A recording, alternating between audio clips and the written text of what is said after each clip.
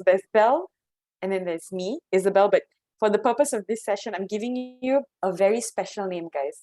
Zubin Shah, aka Zubin. And I'm sharing this name with you because only my best friends call me Zubin. So today you are all my best friends and you all get to call me Zubin. All right? Great. Thank you so much. I'm going to hand it to Kathy to lead us through the intro of the session. Thank you, Zubin Shah. I love calling her by her full name too.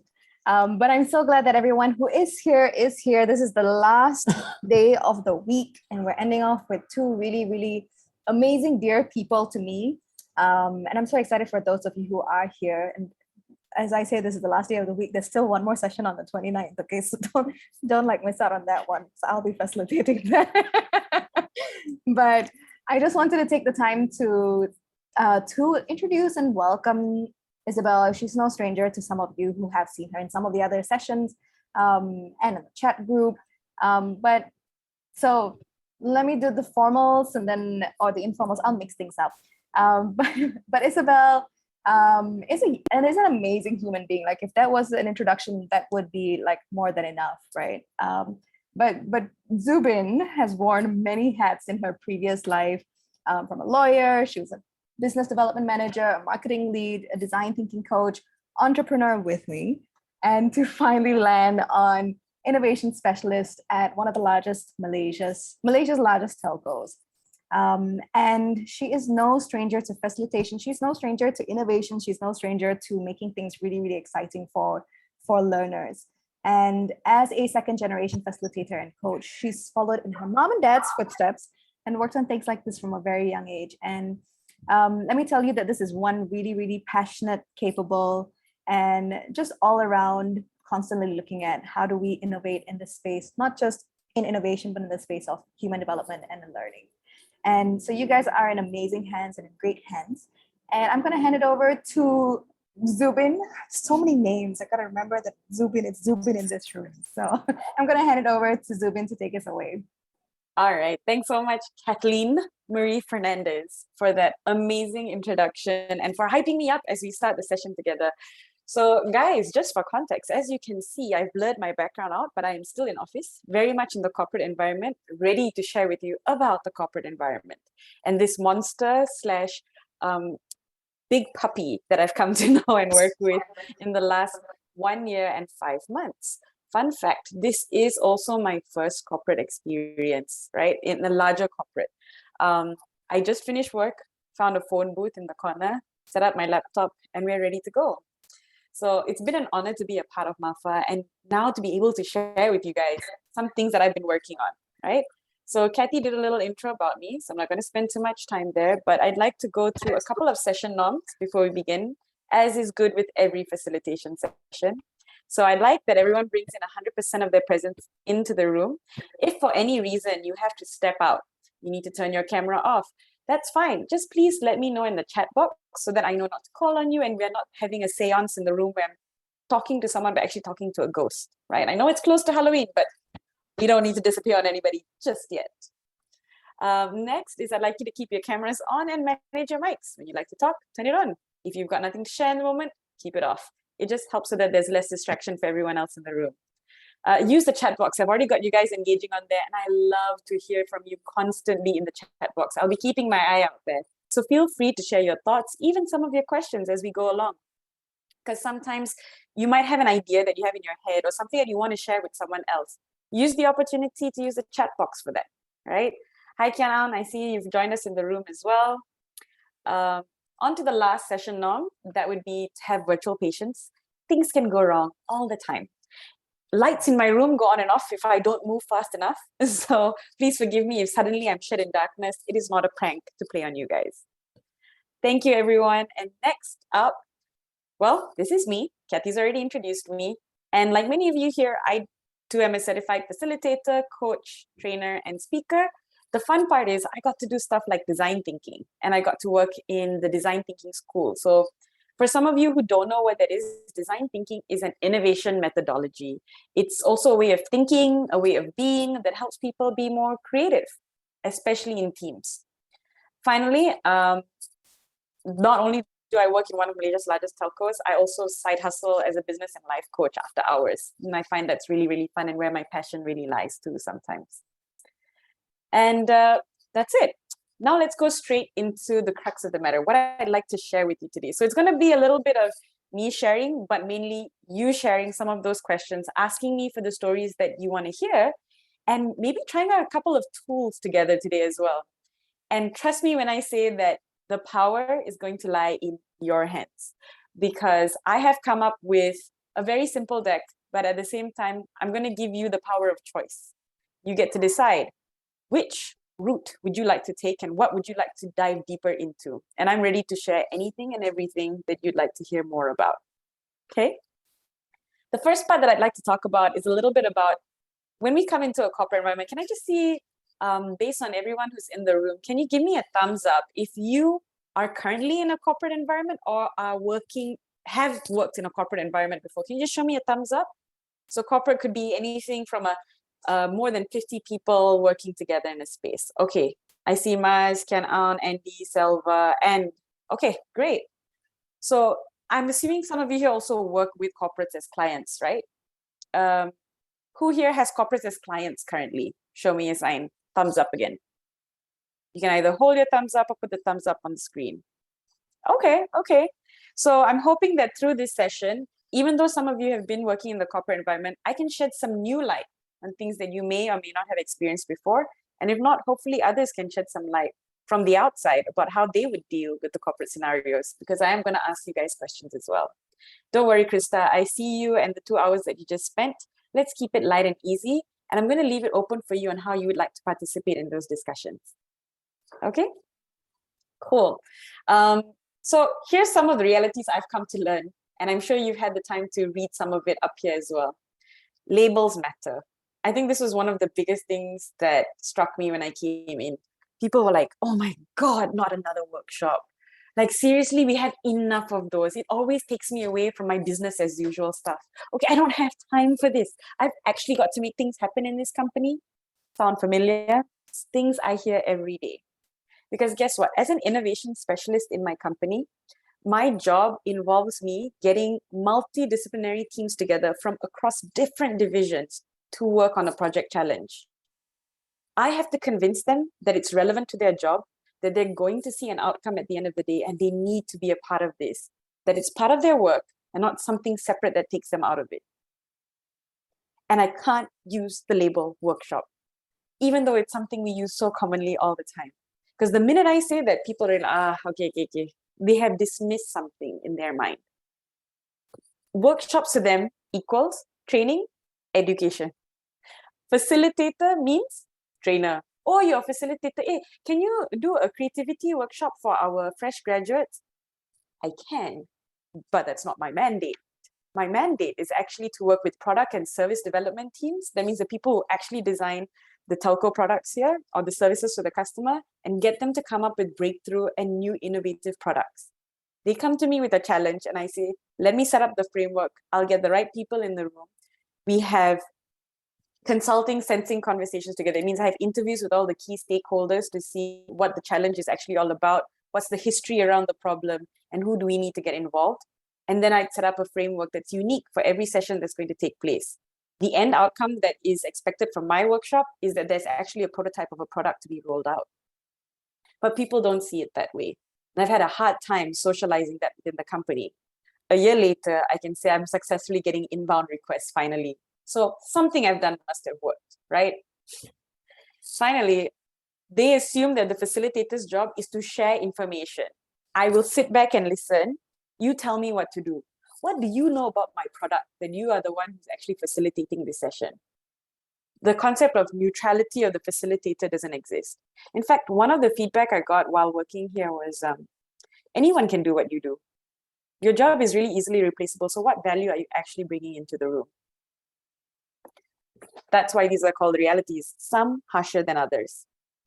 The second one is that there are a lot of deep biases, and this is very much connected to the label factor, right? Workshops are all rah-rah. This is not my job. Yeah, what you're doing is kind of wishy-washy. Anyone ever got that kind of feedback when it comes to facilitation? I know I have a lot. And then there's always the expectation, like there are never any clear outcomes. We always go through a workshop and then nothing happens at the end of the day. Who follows up? Who's responsible? Some of us here have been through the facilitator certification program, and we know that actioning is built into part of facilitation, but not everyone else gets that, right? What's beautiful though is that through actually working with some teams who have managed to have even a little bit of faith in me, I've been able to create some real results in the company that have got people going, wait a minute, this happened from that? Whoa, time to connect with Isabell and see what she actually does. And then the last one is the tell me why. I don't believe this will work, but I'm willing to give it a try. I think you're an internal consultant and consultants don't really do much. I need to know exactly how this ends. Can you tell me why exactly? And no, this is not a Backstreet Boys song, but it goes on and on. When they should be the ones telling you why they want to work with you and why this project is important to them, they're busy asking you why you're even here sometimes.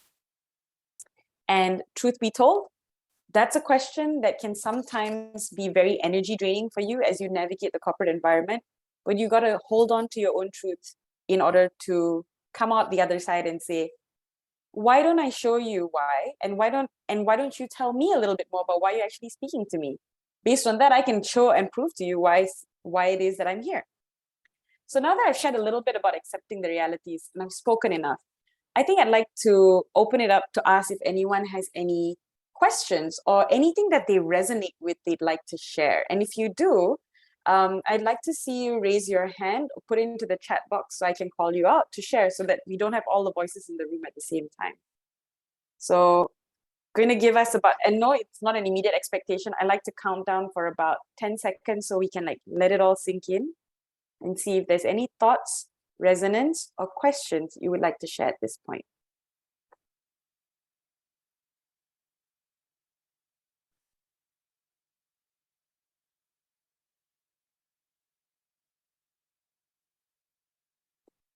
All right. Salva, I see that you have put a yes into the box. Would you like to share with me? Hi everyone. I'm just back to the industry from my own consultancy. Now I'm back to the industry, and when I given a chance, when I given a work in terms of do the training for a certain group of people, and I try to use as much as the facilitation. But again, they are some resistant, especially that, hey, I thought that you're supposed to fit us. It's not you are asking question, you're supposed to fit us. So I'm having this kind of a culture in this big organization. So hopefully I can learn something from you in terms of how to divert this this mindset. Oh, okay, so that's a good one. Let me just put that into the chat box. Hi Rome, I noticed that you will be a passive participant. No worry, I accidentally sent a direct message to Kathy still. Thanks for letting me know, and it's really good to have your energy with us in the room still. So Salva, your question was, how do you navigate the fact that they expect you to be directive as a facilitator, right? To share the information with them. Okay. Yep. Cool. I'm going to tag some of those questions here. So maybe towards the end, we can see if that question has been answered. And if it has not, then I'll be happy to give a little bit more of an elaboration on it. Okay, great. I'm going to give us another 2 seconds. I don't think I see anyone else asking questions. Great. So I'm going to move on to the next slide. So now it's your turn. I know I've asked you for questions on what I've experienced and resonance points. I'd really like for you to share with me, what are some other realities you have faced when it comes to working or facilitating for corporates? So for example, Salva has already shared one with me. Salva, if you can think of anything else, that would be great too. For those who are active participants in the room, why don't you type it into the chat box? I'm going to give us about 1.5 minutes here because I think this requires a little bit more time. Let's take 1.5 minutes to think about the last time you were in that space or you were working with a client from that space. What were some of the realities you faced about working with people in the corporate sector? and facilitate, or even when it comes to facilitation, yeah? All right, and your time starts now. I'm gonna play some music while we think, reduce the volume a bit more, as Kathy suggested. And now I'll go into some thinking music.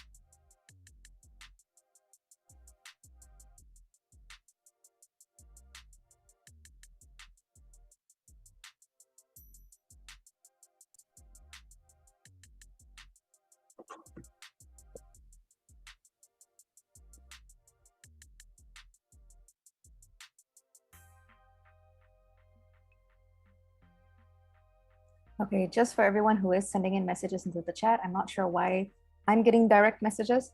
Just make sure that you are sending it to everyone and not to me. So you've just sent me a direct message. All right, time is up, but I'm gonna give us about another few seconds as you put in the answers into the chat. Thanks, Kathy, for that correction.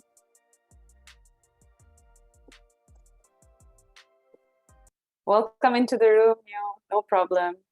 We've just asked the question that you can see up here. So basically, what are some of the struggles you've had when it's come to facilitating for corporates? It could be before you have a conversation, during a facilitation session, or even after the fact. And you can just type and put it into the chat box. Thanks, Zubin. I'll do. Okay. All right, I'm just gonna, while waiting for everyone else to key in your answers, you can actually just click enter and send them. And I'm just gonna go through some of the things that I already see up here. Okay, Kathy has talked about bringing in facilitators or consultants in after they've decided who the stakeholders are and what the problems are. So instead of a co-creation approach, like, I'm telling you exactly what I want, and you're gonna have to do it. I, in fact, recently was on the other end of the table for this. So I was the corporate, and I worked with my team who said, we know what the problem is. We know who we want in the room. And I'll give you an example. They want to talk about innovation as a culture in the company. And when it came down to what we want to do next, they said, we want a session just for our board of directors. That's it. To talk about investing in the innovation space. We went to the consultant. Of course, the consultant goes, you need to understand the other bigger challenges instead of just running this session. Otherwise, it's not going to work. The fact is, and something I've come to realize internally, people tend to feel that they're not doing their job if they don't come up with an answer to tell you what they need first. And if you were to co-create with them, they lose the value of what their job is there for. So my question to you is, Kathy, how would you manage that belief and dynamic now that you know the perception that comes from the inside? Think about that. I want to come back to you and actually hear if you could share something on that. Barry, time limitation. Can you unmute yourself and share with us a little bit more about what you mean?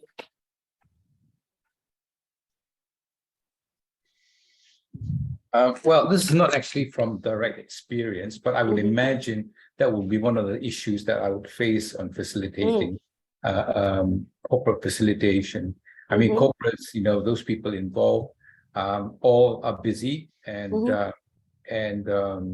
there'll be objectives there, but sometimes it just takes time to manage, the facilitation group and get them aligned, etc. And it may take more of that time than they would want to give up. So how do you manage that as, certain expectations of getting some results and not providing enough time to do so? That does sound like a real problem. I can tell you it is a real problem. I affirm your assumption. Thank you for sharing that, Barry. Let's see what else we have here. Wanting to do things in their preconceived ways. So they're limited of type of work they are open to from Kathy. All right. So guys, as I read out some of these answers, I think to make this more interactive, I'd like this. If I read out something and you feel, yeah, I agree with that. I would love if you could actually react. So if you go to your Zoom call, I'm sure some of you guys can see the react button. You've been using it all this while. Just there, you can actually use a reaction, share with me a heart, a thumbs up, anything to show me that, hey, something of what you're saying is resonating with me. Thank you, Kathy, for celebrating that. Okay, so let's give it a test. Everyone show me an emoji reaction on your screen.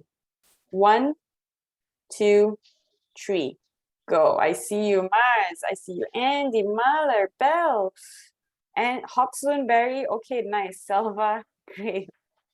Okay, thanks everybody. So next up, Marziana, you shared that having observers in session. Can you elaborate a little bit more on that? Thank you very much, Zubin, for picking that up. I do learning facilitation. I refuse to call myself a trainer because I don't. Because people think that, like what you said earlier, somebody said earlier, that people expect us to bring something, to teach them something. First thing first, when I come into my sessions, I say I'm no trainer. I'm not a professor. I'm not an academician. I bring my my experience here, and what I do is I don't tell them, but what I do, I socialize their experience. I socialize their experience in the time frame that I have. Is 2 days is 2 days. But what I think that's my pet peeve, what annoys the hell out of me is that there's always this, the client will sometimes put an observer sitting at the back. This past 2 days, just this past Wednesday, Thursday, I had the client's observer and his director. I mean, I can't imagine director got nothing to do but sit in the 2 days, doing nothing but sitting at the back. To me, it's an intrusion because that space is for my participants. I have set up the space, for my participants to have certain agreements towards 2 days, and I've set up how the rules of engagement that they are all aligned to, except for the freaking 2 observers sitting at the back. And so it can be a distraction, number one, when they go in and out, number one. Number two, it's an intrusion for my participants. He's the director. I mean, I'm trying to get these people to speak up within 4 walls, because there's an agreement of confidentiality and all that, where when you set that up, you can have a lot of information from them. You can draw out a lot of information. Yeah, but then they don't feel safe anymore when they see other people there, and it's changing the dynamics of the room, right? Exactly. So if I could pause you there for a moment and ask, what have you tried to do about that particular challenge so far? Because they are my client, okay, I'm not a client. I don't really manage the client. I am only facilitating the process. So I actually assign a learning enabler to handle them, because the last sessions that I had with them, I had to juggle between handling them. They'll come in and say, hey, I want them to do this. I want them to do this. I'm like, I don't. You know what? I completely understand that. When the kipochis in the room are aplenty, they don't want to participate, but they want to be there. Papa, tell you exactly how to do your job. That's the best part. They all think they're expert facilitators. Tell me about it, right? But to answer your question, I put a learning enabler. There's somebody else in there. Claire, you please handle these 2. And did it work better? Yeah, it was better because nobody come and bug me while but he still insisted he wants airtime. I said, okay, I give you airtime 10 minutes. And I could tell from my participants' body language, like, dude, please stop talking, stuff like that. But I think Rome resonates with you so much, Mars. we all, me and my participants, we're all in the same page with that, because we all are trying to, what do you call that? Be nice, is it? Or accommodate. Accommodate, right? Yes. Accommodate. Thank you. Thank you so much for sharing that, Mars. I'm going to hold us there for a moment, just because in the interest of time. So sometimes if I do pause you like this, I'm going to do this with my hands whenever I need someone to pause for a moment. just to make sure that everyone has the equality of space and time as we want to go through the sharing. I think that I hear you on your most important point, which is about how it disrupts the session for you and the safety of the participants together with you as y'all are aligned. And these disruptions can really throw off the balance of everything that you've so carefully set up, right? And I love that you shared with us something that you've done as well to kind of control that, which is have a learning enabler. It's so tricky when you're on the client relationship with a corporate, especially, right? One of the things that I've seen some others try with us, and which I've tried internally as well, this might work for me more because it's internally. I'm going to put that caveat, but I usually contract to say that for the reasons of psychological safety and the setup of the room, I'm going to require that there are no observers who can enter during this part of the process. However, I would like to invite all observers to come during presentations at this point of the process. And that contracting usually helps me. And I use the basis of psychological safety, saying that if there is no psychological safety, I cannot guarantee the outcomes promised. And that usually gets, especially a director like, I won't go. The HR person though, that one's a bit tricky because especially with the person who signed the contract. That's the one. I see her saying that in the background. All right. Thank you for sharing that. Let's see. Being able to zoom in on the immediate issues or concerns. That's what Mala is saying. Provide counsel as well as action steps to solve immediate concerns. The third issue is suggest or recommend preventive measures to minimize such issues or concerns from reoccurring. Okay, thank you for sharing that. Let's see. Nia is unclear objective at the start from the stakeholders or over expectation. Oh, yes, that is really a tough one because you will say one thing, they will say one thing, but then they expect 10 things from that one thing that you said. Got it. Selva, that limits the conversation among participants. Oh yeah, you were referring to what Mars was sharing earlier. No problem. Okay, so we've got some new ideas on having a learning enabler. Thank you for that, Mars. And we have some other realities that we've seen come to life up here with us and in the room, right? Let's go on to see what we've got coming up next then, now that we've shared some of our realities together. Let us pick one of the harshest realities discussed. Okay, we've discussed quite a few. And based on that reality, let's think about how we would approach facilitation in the corporate space. So for example, we discussed the observer in the room, having the observer in the room. I'm going to also go back to my slide where I shared some of the realities earlier, right here. So there are three realities that I shared, which is labels matter. So what you call it matters so much, right?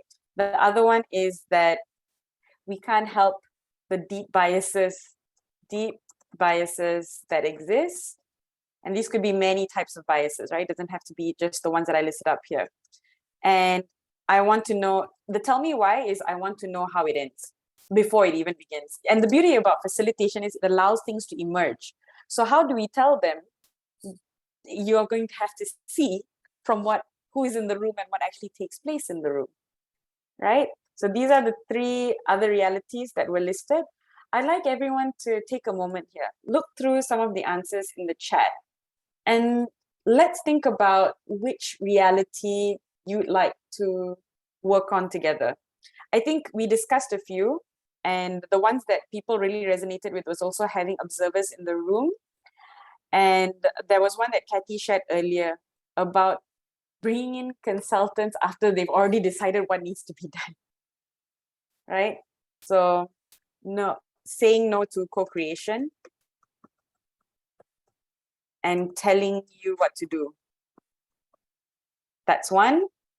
Having observers in the room is another, because these are some of the simpler challenges that we can list out. And unclear objectives. Let's work with those. Unclear objectives from stakeholders. Okay. So we've got very few people in the room. I'm not going to use a very complicated voting process for this. I'd just like you to look at what is listed down here and then just type in the one that you would like to focus on or work on. Based on the majority answers, we'll probably work on that. So we have 1, 2, 3, 4, 5, 6 options. Just copy and paste the one that resonates with you that you would like to explore a little bit more on and put it into the chat. I'll be giving you 1 minute to decide. think that's enough time for us to think. Your 1 minute starts now. And don't worry, after this, if you're joining the next session, you'll be learning plenty about having time to think.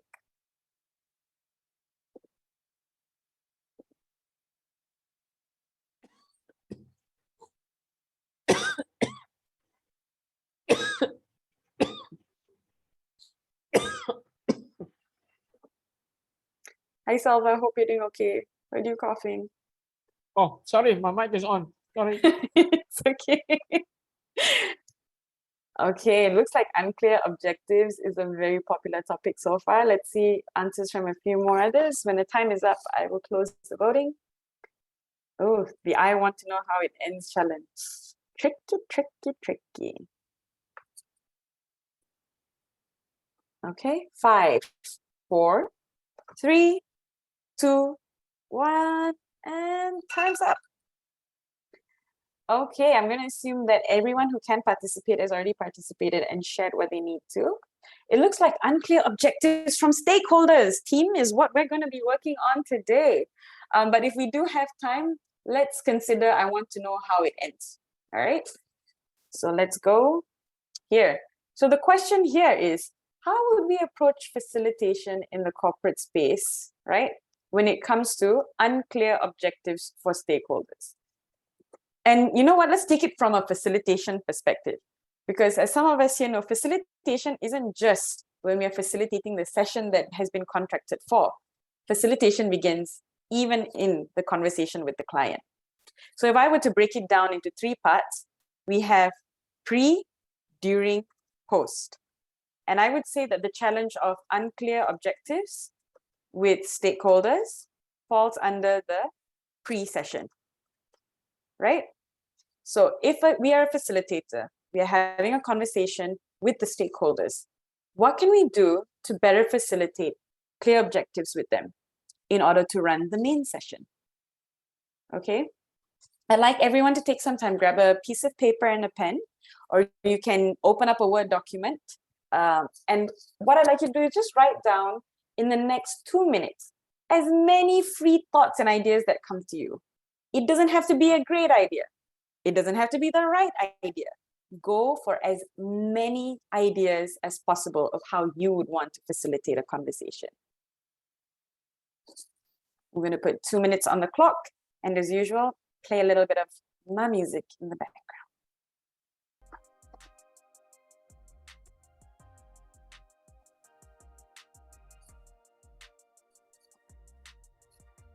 Recognize the song, Kathy?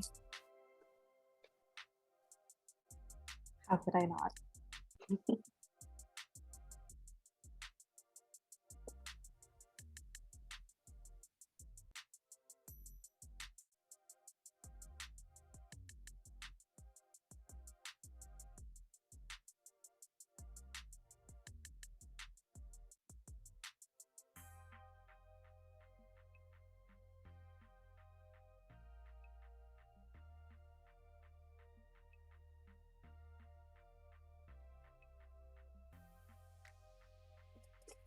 Actually, Kathy, since Belle is gone, can I ask for your support on this?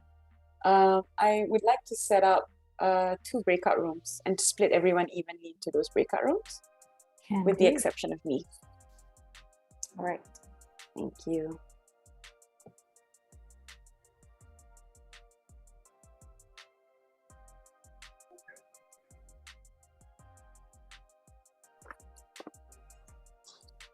You have 45 seconds left on the clock. The more ideas, the better.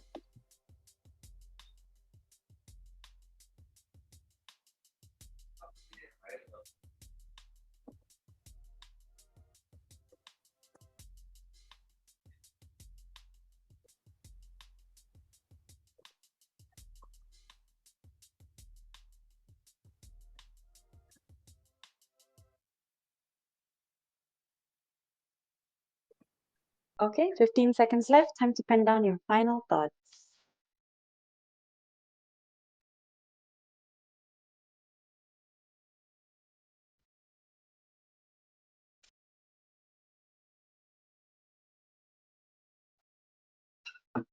Okay, And our time is up.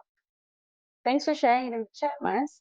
So I hope some of you have it doesn't matter, not everyone has to share it in the chat. I hope you have it written down somewhere and that you can have visible access to your notes. Because what's going to happen now is I'm going to send everyone out into 2 breakout rooms. And I want you guys to share with each other and have a discussion around some of the solutions or ideas that you've come up with to handle the issue of, having unclear objectives from your stakeholders. Okay? Share it in the room. And what I'd like you to do in your groups is to actually discuss and highlight maybe 2 or 3 that you guys think, well, this is the top 2 or 3 we would like to prioritize as ways forward. Just 2 or 3. Okay? If you can get down to 2, great. That's fine too. Doesn't even have to be 3. I'm giving you the options. And right now I'd like to ask that Kathy open up the breakout rooms. I'm going to give everybody about 10 minutes in the breakout rooms. I know it feels short. If you need more time, I will allocate more time. But let's start with 10 minutes. So be sure to share some of your top ideas. You can take your time, read through your ideas, share those ideas with each other, and then discuss a little. What do you think you would like to have as your top 2 priorities as a group to share in the meeting? Okay? And I will see you back here. Actually, I'm going to put 12 minutes on the clock, inclusive of your time in and out of the rooms. So we're ready to go, Kathy.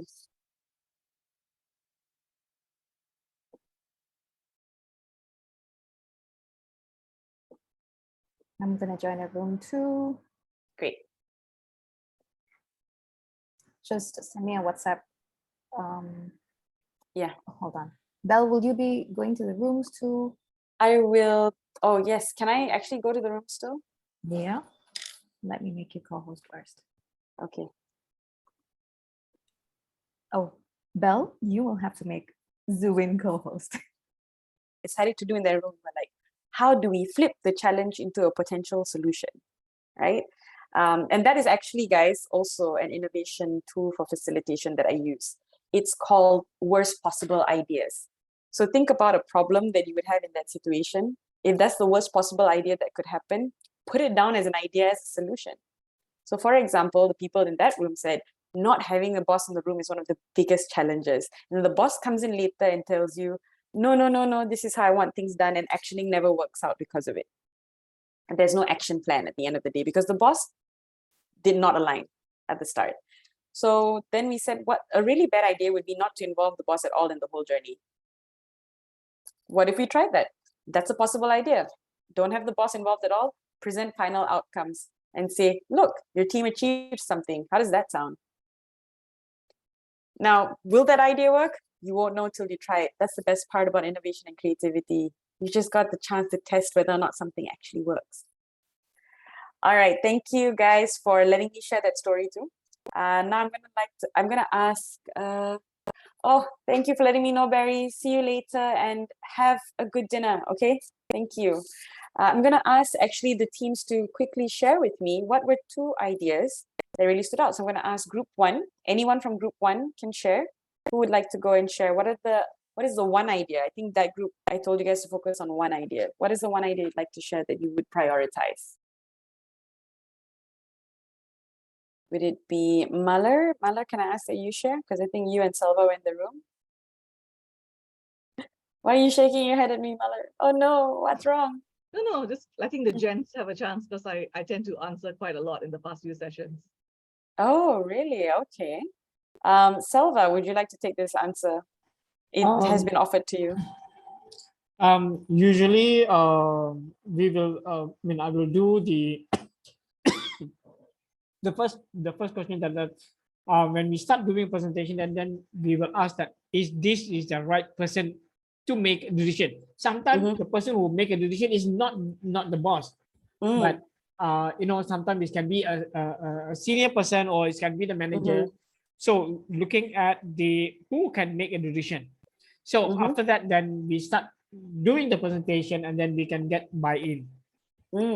But then another thing is that looking at the worst case, they might be saying that, oh, you need to come and do presentation to my boss. And as a facilitator or as a trainer, you have to have some form of flexibility, but don't go for 2 times, 3 times, 4 times, 6, the number of times. You just keep it to limit to maybe 1 or 2. Then for me it works. For me, it's working on the maximum of 2 times. So thank you for sharing that. Okay, so Andy and Malar, do you agree that was the prioritized idea in the room? Okay, great.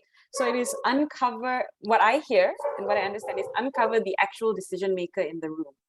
And it's okay to set context, to go back for a few conversations, but to also set boundaries for how much that should be and how often we should be engaging. I hope I got that right. Okay. Thank you, Selva. Thank you for sharing that. Uncovering the true leader. So nothing is as it seems, guys. Remember that. Okay, now I'd like to ask group number 2. What do you have to share with us? Who will be sharing from your side? Anyone can volunteer to share the prioritized idea. I can share. So we had 3 that came up, but we'll share the top 2, I guess. Okay. Which are tied. So the first one was asking the stakeholders who are giving us, the brief and saying, once the objectives are met, if the objectives are met, what are the outcomes that we are likely to achieve? And so basically asking them to imagine and seeing if these are the objectives and what are the outcomes that you see are going to come out of this. And from that, seeing if there are any missing links, seeing if there are any things that are not covered in the way that they have described the goal, the objectives. So that was the first one. The second one was including a pre-session engagement. So let's say the client is probably saying, you know what, we just want to go ahead and do what we've done. You shared some great things, but I think we'll go ahead. I think including a pre-session engagement in the design of the workshop so that we get the voices from the involved people who are actually going to be in the room to get further insights. And so building that in allows for going back to the decision makers and saying, so these were some of the other things that came out in the room as challenges, as problems. Would you like to look into it now? Would you like to look into it later? Is this resonating with you? Nice. So it's not always about including those leaders throughout that process, but being able to have a go back and say, look, you might be aligned here, but your people are here on the map. Where would you guys like to meet? That's great. I like the ideas that were shared by both teams, actually. So uncover the hidden leader or the hidden decision maker, including a pre-session engagement. And the third one, imagining and seeing the objectives and outcomes together with the client at the very beginning. The power of visualization is strong. I feel the force in the room, guys. Mars, I love the hat. It's making me feel all kind of TGIF vibes. So someone wanted TGIF vibes today, right? You are getting it from Mars. She is delivering. Thank you for that. Anyone else feel like wearing a funny hat? Just go for it. We're coming close towards the end of our session with only 25 minutes left. How has time gone by so fast? All right. And as for those of you who feel like time is crawling, yeah, well, you got to live with it. And now let me get back to sharing with you guys a few tools that I've used. While it's not to solve for the same problem, also, okay, let me just pause myself there. I'm going to pause for a moment and go, I would like to share a tool that I used with you at the very start, which you may or may not have realized. And that is by asking everyone here to, in 2 minutes, go for as many ideas as possible. In innovation facilitation, we call that going for quantity. Some of you here may know about it. Some of you might not, but I'd like to share for the benefit of everyone in the room. Because most often, we try to think of the best possible ideas. So a lot of what I like to do, even in meetings that I engage with, I like to subtly do these things without saying that I'm using a tool. And that's also another way of managing corporates, right? You don't tell them you're using a tool and you're facilitating, but you do it sneaky. At the end of the day, all they really want is an effective meeting, guys. That's the bottom line of what you're going to find out with corporate. And that in itself allows innovation to happen because what we as facilitators do and not many others do is we trust that people in the room are intelligent enough. The bosses don't. And with that trust, when we create the right space for an effective meeting to take place, magical things can happen, right? So go for quantity is a tool that I really love to use. And then I like to have people debate it in their own spaces to come up with how they would like to prioritize their ideas. It's all about quantity first and quality after, through conversation and discourse. Okay, let me get my slides back up for everybody now. And I will share with you a couple of the top tools that I have ended up using in the corporate environment. So what I'm sharing here is as a result of the many interactions that I've had. And I'd like you to think about why does Zubin, sorry, I'm trying to correct myself here. Why does Zubin end up using these top 4 tools a lot in a corporate setting, right? So keep that question in the back of your mind. Don't worry, you don't have to answer it now. Just think about it. So the top tools that I use is the me, we, us tool. We need to be able to debate more frequently early on, right? We've used part of that tool just now in the room when I got you to write down, discuss in groups and work together. And some of you might already know this tool, especially if you've joined in on Pepe sessions before, or you've done your certification in facilitation. The next one that I really end up using a lot is lightning demos, especially in innovation. Because something that every Malaysian loves to do, and a lot of corporates like, is who's done it before? I want to know whether or not this idea worked. And sometimes it really hurts my brain because I'm like, but innovation means no one's tried it yet.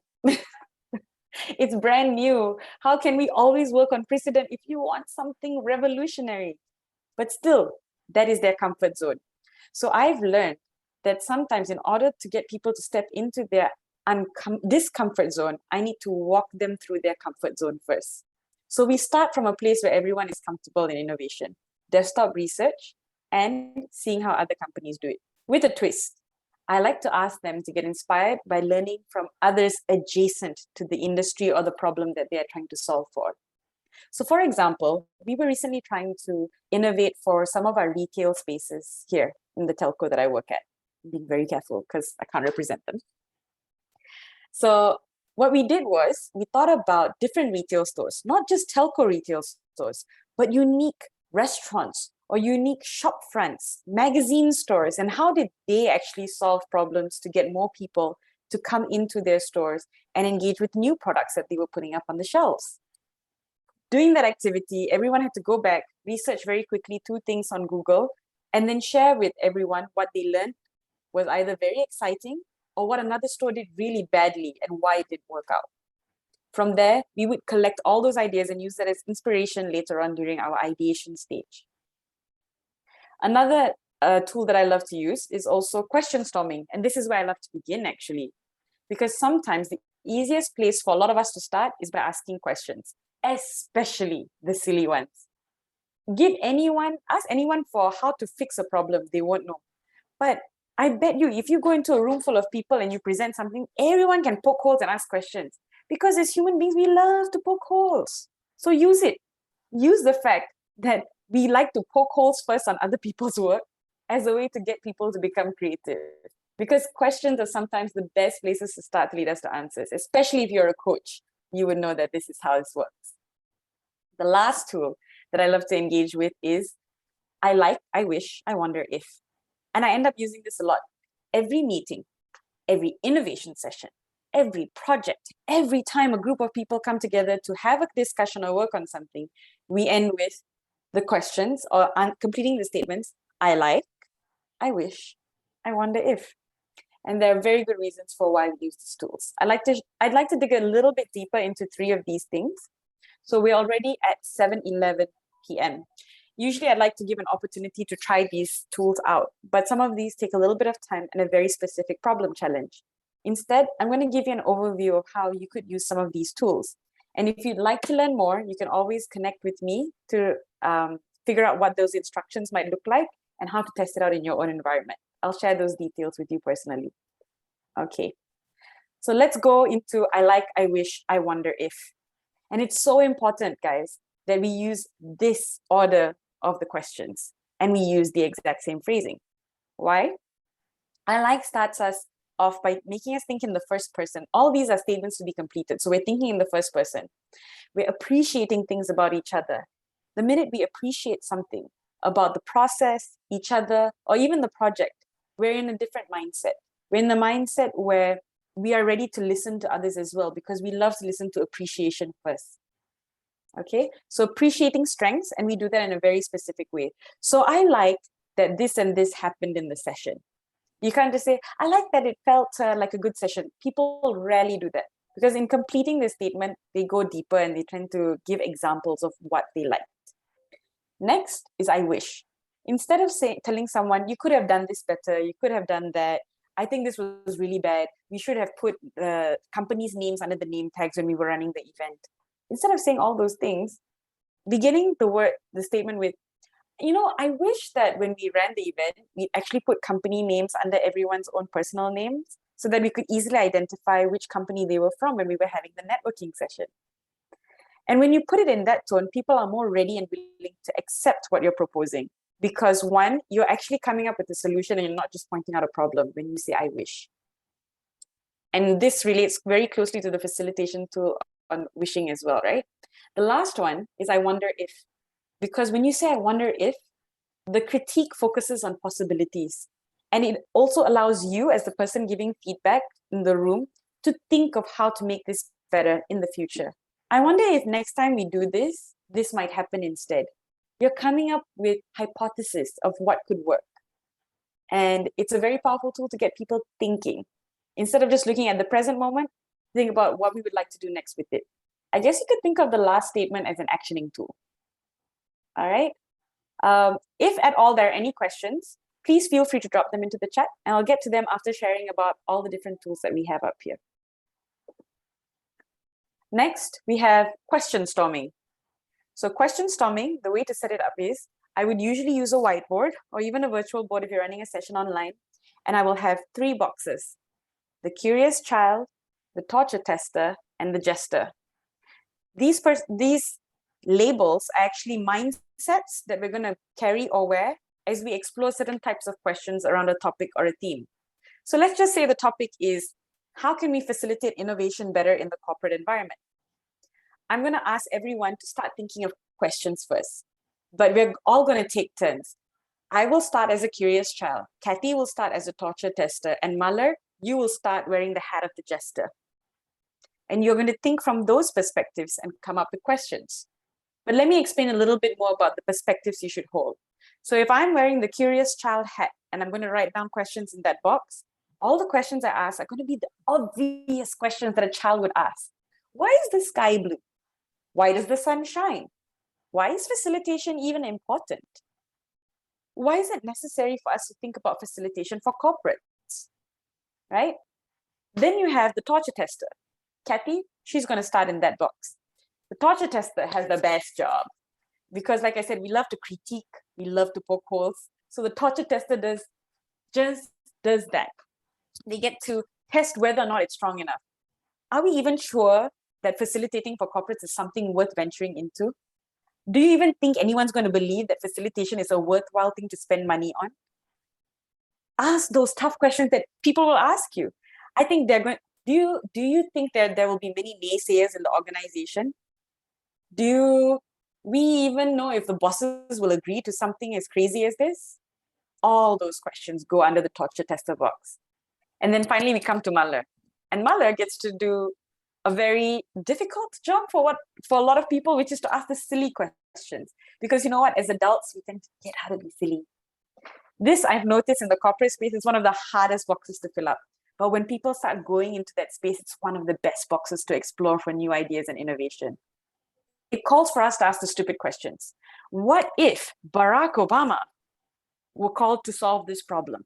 How would he solve it? What if the Joker was a facilitator in one of the sessions instead of Batman? You can ask all these questions under the jester box. And then what would happen is after about 15 minutes of exploring these boxes, we would rotate. I'd become a torture tester, Malar would become the curious child, and Kathy would become the jester. And you can do this in the groups, getting them to rotate these different hats that they wear and ask these different questions. These questions would then be kept up in a space where people can constantly go back and look to them to think about new ideas and to get inspired, because sometimes inspiration comes from asking the right type of questions. So this is a really structured way to get creative questions and answers out there from your participants. Okay, I see you got a couple of notes in the chat. Andy had to leave. Okay, and Neo is going to be right back. Great. The last one that I'm going to share about is lightning demos. So when it comes to lightning demos, I think I gave a little bit of explanation there. Feel free to grab a screenshot of this. So these are the instructions for how I run a lightning demo session. What are industries or businesses that are doing something adjacent to what you're trying to solve for? How have they tried to solve for it? What have they done? Do a quick Google search and then discuss and share with each other some of these curious and interesting things you've seen. Why I end up using this a lot, right, is because a lot of the time bosses are very worried that when their teams come into the room, what they're going to do is come in without enough knowledge. Or they always say like bad input equals bad output, right? How can I trust that my people are going to know what to do? Sometimes it's really important to set context. And I use this tool actually to really appease the bosses that, look, there is some desktop research going on, things that you're comfortable with, before we go into what you consider the wishy-washy stuff. And trust me, after all the desktop research, when we do actual innovation, we always go back to the on-ground research that we do with our customers instead. So that's it. Those are the 4 tools that I end up using most. I shared with you 3 tools that I like to use and I could share with you on and how to use them. Okay. I'm going to move on to the next slide. Are we ready for me to move on? I see Mallory taking notes. Are you good? Great. All right. So remember I asked you to think about why are these tools? Oh, thanks for sharing, Rumai's on War Game. I'll be sure to ask you a little bit more about that later. So now I'd like to ask you guys, based on the realities I shared earlier, I'm not sure if you can remember what those realities are, but I'll recall them for you, right? Labels are important. Biases exist. So you've got L for labels, B for biases. And if you can't remember, tell me why. Remember Backstreet Boys. Okay, these were the 3 realities that I shared. I also shared the tools with you.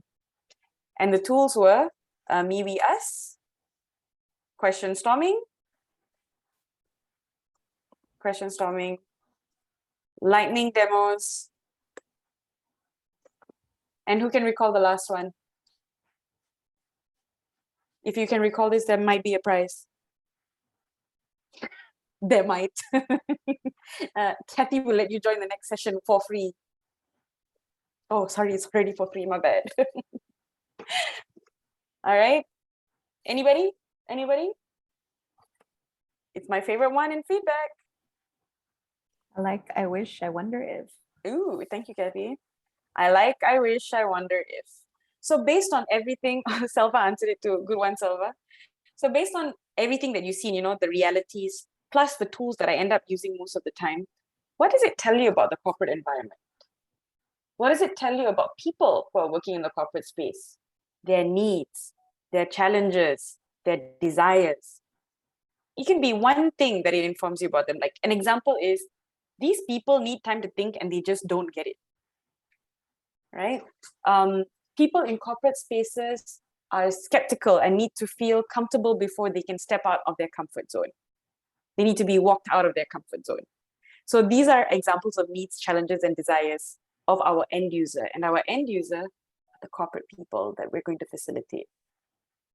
I'm going to give 2 minutes on the clock. I want you to think about that. Just tell me, what are some needs or desires that you've uncovered about people working in the corporate space? It could be through what I've just shared or through the discussions that you've had. And then I'd like you to type it into the chat box and share with the rest of us.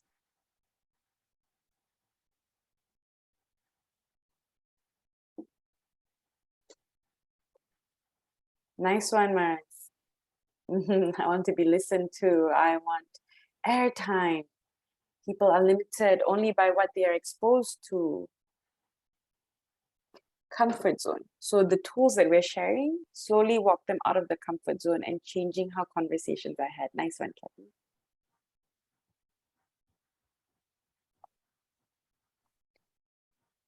You've got 1 minute, 15 seconds on the clock.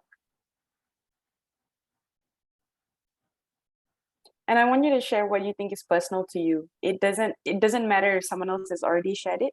As long as you feel like you've discovered something today about your end user. What is something you discovered about them?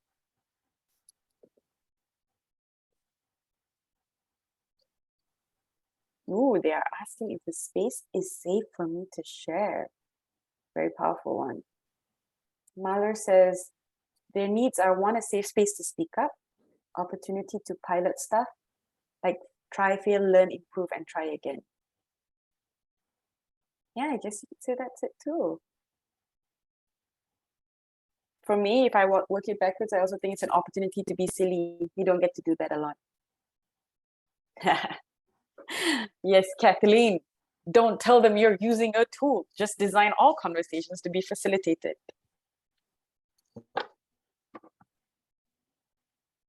All right, another 15 seconds. Participant want clarity and purpose and objectives. They need to believe that they have ideas and their ideas are valid. Yes, Kathy also resonates with that. And time is up. Okay, so if anyone else wants to share, please feel free to type it into the chat box at any time. Most of you have. Neo is, I know, moving around, so that's okay. Thank you so much, guys, for sharing all these things that you've discovered. It's amazing, right? I'd also like to share with you what I've discovered and what are my observations having worked and dealt with these realities. One, people need the time to think. Two, like what you said, Kathy, you don't need to explain to people what you're doing. You can show, don't tell. Facilitate the conversations from the get-go. Use the tools without having the need to explain that these are the tools that you're using, and let people flow into the conversation. I noticed that people have such a strong need for a new perspective, but don't know how to get there. And the minute you show them that you can walk them there, they'll be excited to listen to you. That's one of my biggest selling points when I need to get internal stakeholders together. And finally, everyone walks away from every conversation that I've ever had saying how much they love the connections that they had with the people in the conversations that they had. At the end of the day, remember, we're all human beings looking for those connections, and it applies even more so in a corporate space where we don't have enough time for that. So those are just some of my observations I'd like to add on to yours. Thank you for sharing yours first, guys. But wait a minute. What does this have to do with innovation? Isabell's been talking about facilitation the whole time, but what about the actual end product? Well, the truth is, in a lot of the work that I do, innovation means putting our user first. And that is where true innovation begins. And today, throughout this entire discussion, you've been innovating. It's only when we wake up that we realize something was actually streamed. Ladies and gentlemen, Inception, you have been innovating along with me throughout this entire session as I facilitated it. And hopefully you've discovered some innate tricks along the way. Thank you so much for trusting me in this journey with you. It is now 7:25. I'm going to share my thank you slide, ways to connect with me if you haven't already. Although I know most of the people in this room already have. I love having conversations. I do share more tips, tricks, and tools for free on LinkedIn whenever I feel the urge to write and it strikes me down. And if not, you can always just message me to ask me more about the tools that you learned today, and I'll be happy to share some of those things with you. Other than that, since we have 5 minutes on the clock, I'd like to open that space up for any specific questions, case studies, examples, things that you'd like to share or you'd like to ask me.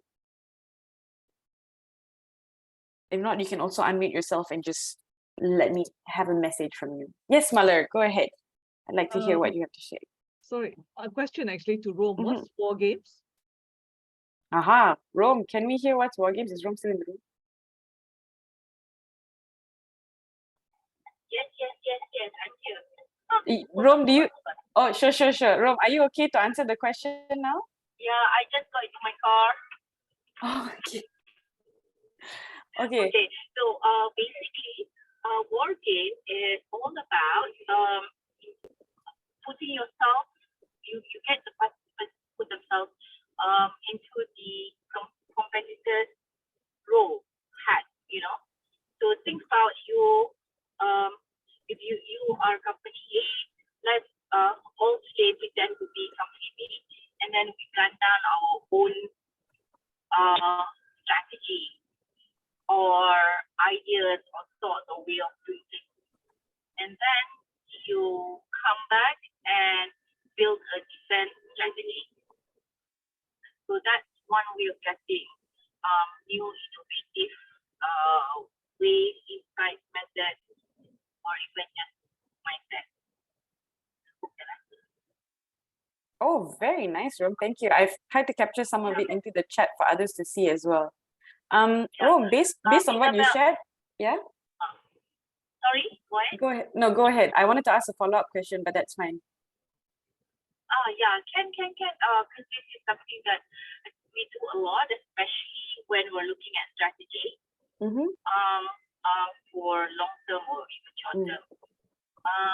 The other thing I thought I'd just like to mention is that people get nervous when we use the word innovation because it would think that it has to be something really out of the world, really innovative means, something very new.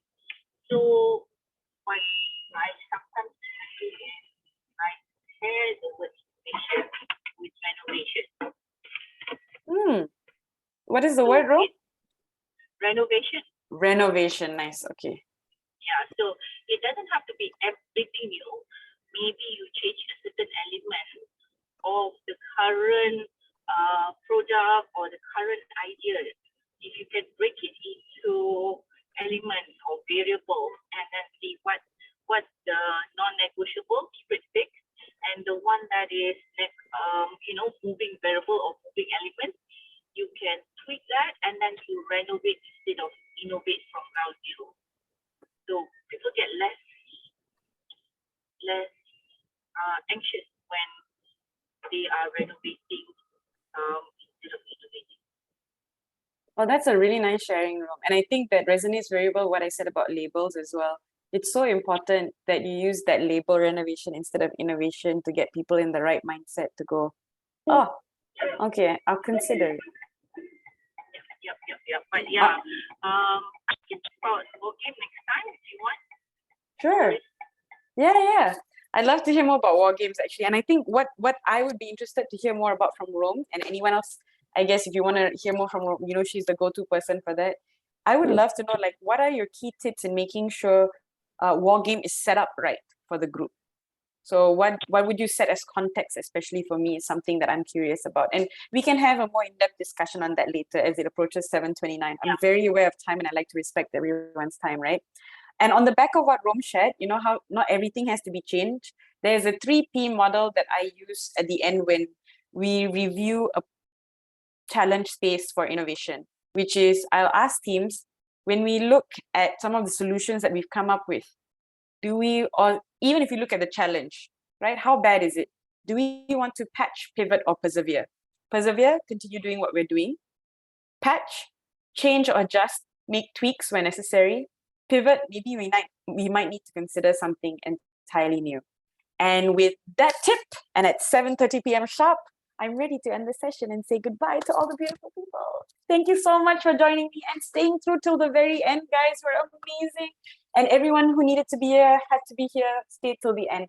Rome, I loved having you in the room and also your sharing on war games. Malar, you bring such insight and get everyone back on track. Krista, despite the 2 hours, I see the smile still plastered on your face. Mars, your insights so appreciated. Selva, your solutions were great to have and hold in this space. Neo, even though you were traveling, I appreciated you being here as well. Belle and Kathy, without you, this session wouldn't have been as good as it was with your support. Thank you, everybody. Have a great evening. Thank you. Thank you, Thank Subin. you. Bye. I'm going to take a quick you. space. Okay, 1, 2. For those who can't, I can't see, don't worry, I have your name. 3. Cheese. Thanks, Neil. Bye, guys. Everybody, goodbye. Goodbye. See you at 8:30. Bye.